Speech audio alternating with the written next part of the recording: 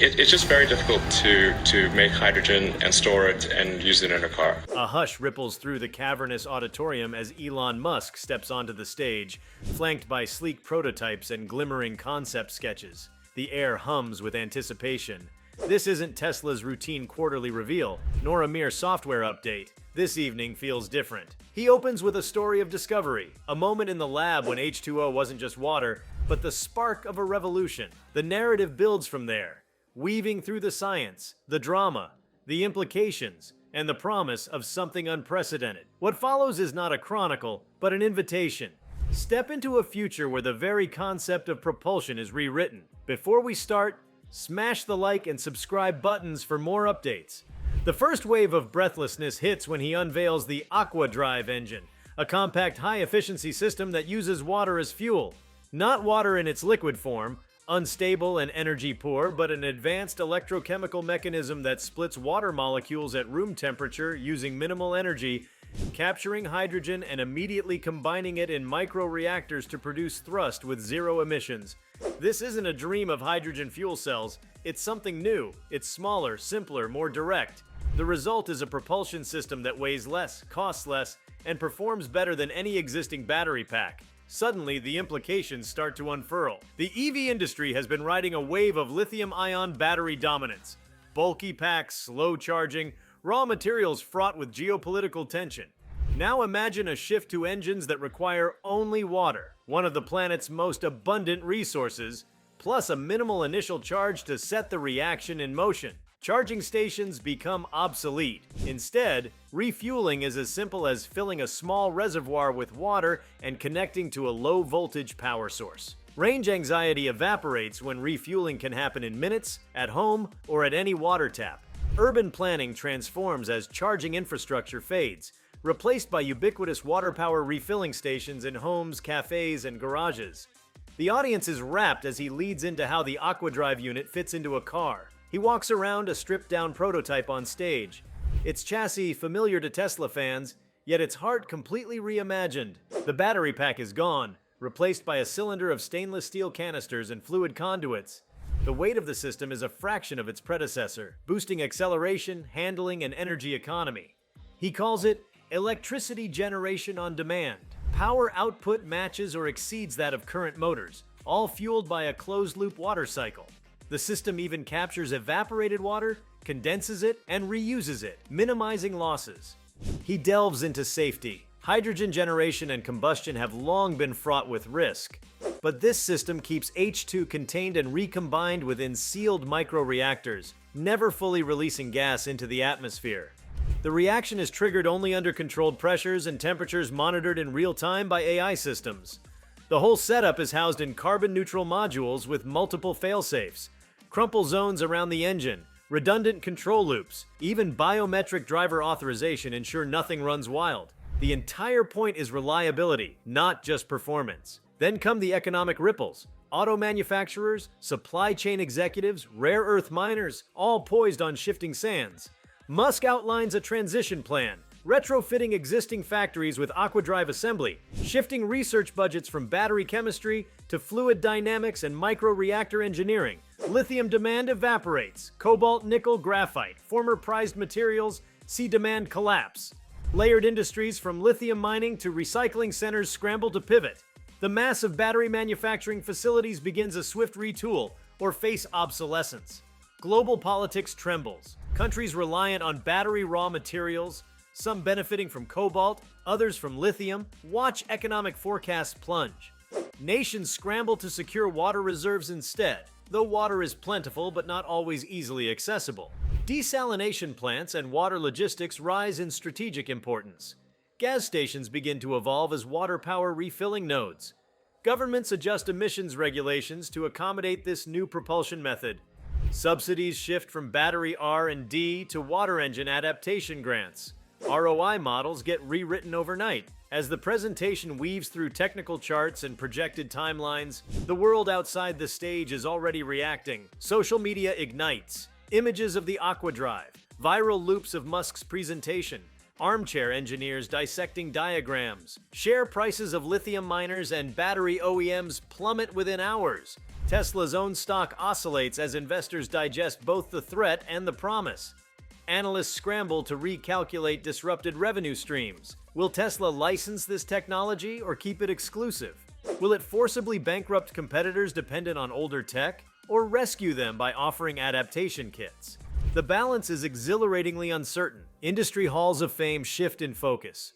Auto shows around the world, Geneva, Detroit, Shanghai, prepare for Aquadrive reveals, each automaker retooling booth demos for a water-fueled future. Universities pivot research. Mechanical and chemical engineering curricula adjust to include water-fueled microreactors, fluid electric coupling systems, integrated AI monitoring for reactive propulsion. PhD candidates outline theses on optimizing microchannel heat exchangers and water regeneration loops. Startups sprout with names like Hydropulse and SealCell, promising service plans and aftermarket upgrades. A rush of patents floods regulatory offices for various improvements, most minor, some profound. Public perception shifts.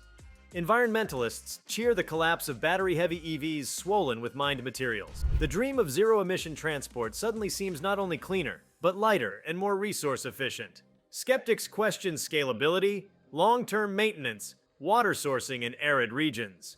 But Musk counters.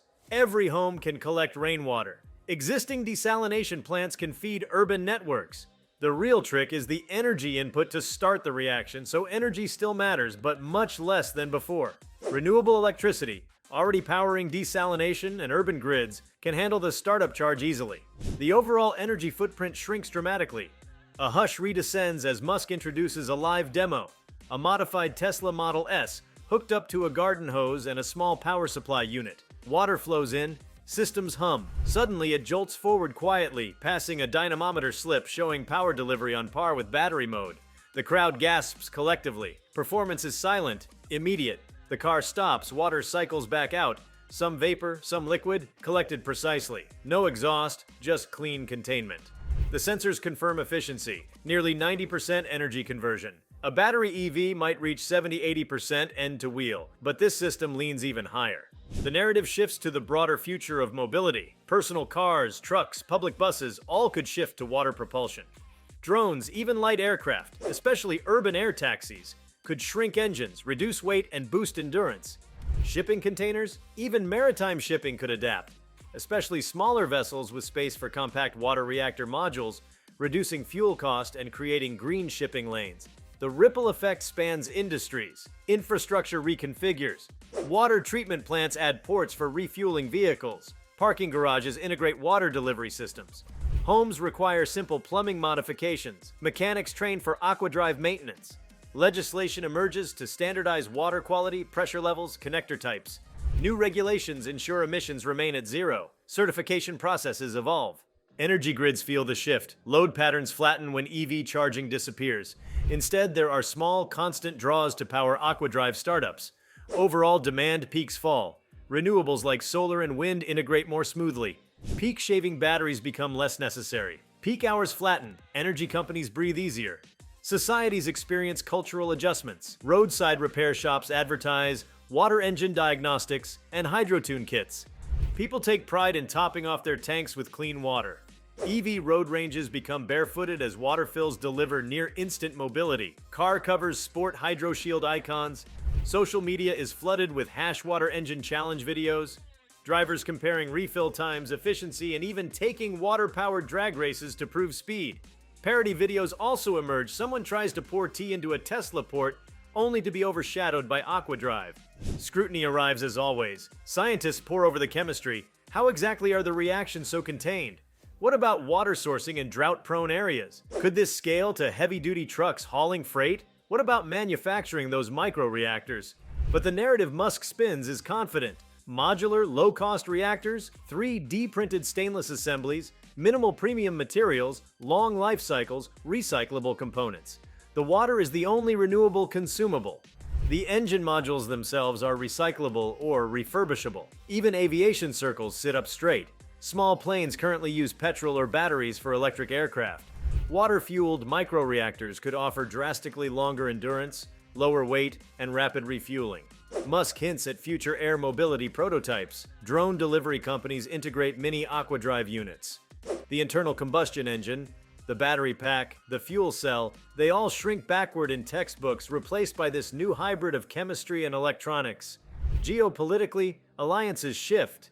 Countries with rich water access but no lithium reserves, Nordic nations, parts of Africa, Canada, find themselves in advantageous positions. Major oil-exporting nations watch uncertainly.